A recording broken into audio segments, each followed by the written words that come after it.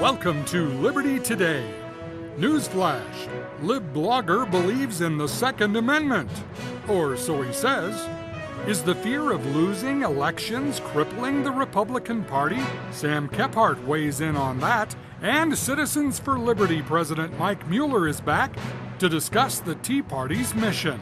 Right now on Liberty Today. The Second Amendment can be a very hot topic, so I want to just give this disclaimer to you. Cory Heidelberger is here to talk about Second Amendment, and no one will be shot during this segment. I appreciate that assurance. Okay. All right. Share with our viewers what you think. I think the Second Amendment has a place. I mean, it's in the Constitution, and I respect the Constitution.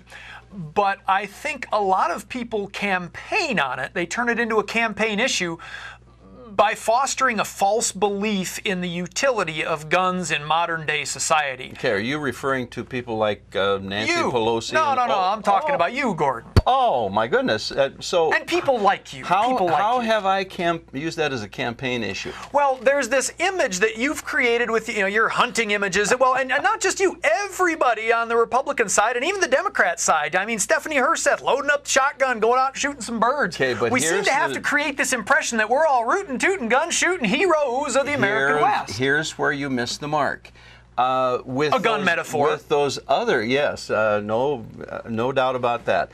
The other people you referred to in your comments just now probably were creating the perception. Mm-hmm. With me, it's a lifestyle. It's not a perception. Oh, I was absolutely. born and raised hunting, fishing, enjoying the outdoors, and enjoying the freedom that Second Amendment affords us. Right, but Gordon, your lifestyle is also using soap, I can tell. So, I mean, you're good there, but you don't show campaign ads with you regularly soaping up every morning. You haven't seen the ones.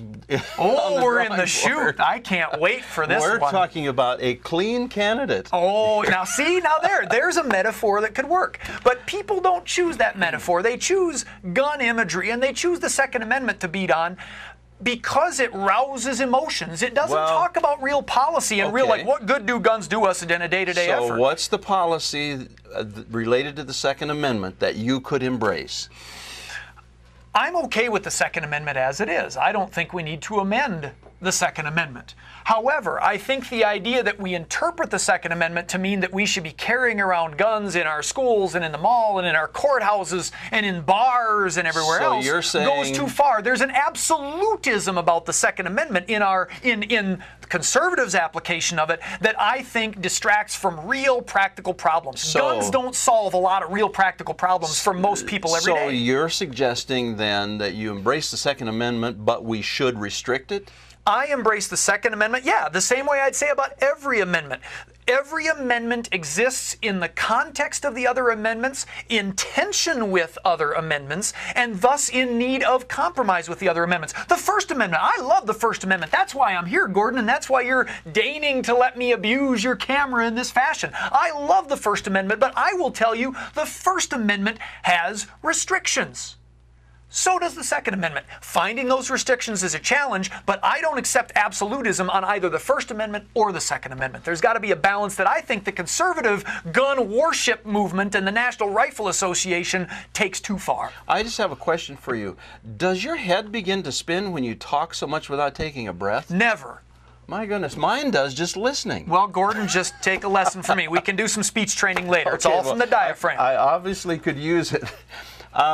You think that there should be some restrictions on Second Amendment rights? As there should be on any What would one or two of them be? Well, I think in South Dakota terms, there has been legislation proposed by some friends of yours and by our friend Betty Olson from up in District 29 to allow guns in courthouses. You're making the assertion that I have friends.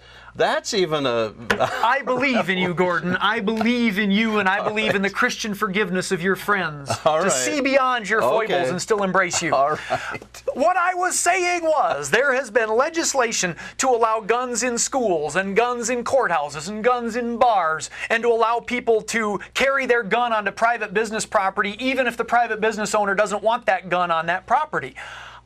I think those go too far. I think private businesses have a right to say, you can't bring your gun in here and I don't want your gun in my parking lot. I think schools have an obligation to say, we aren't having guns in this school unless the police come on a raid. I think guns in schools create more harm, physically and cognitively, than they do good.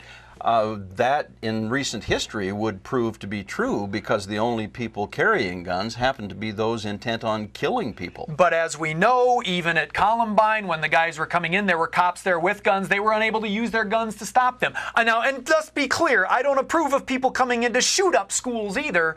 But I'm saying in the grand scheme of things, having armed guards in every hallway or classroom and making guns an integral part of the school setting does not increase safety appreciably.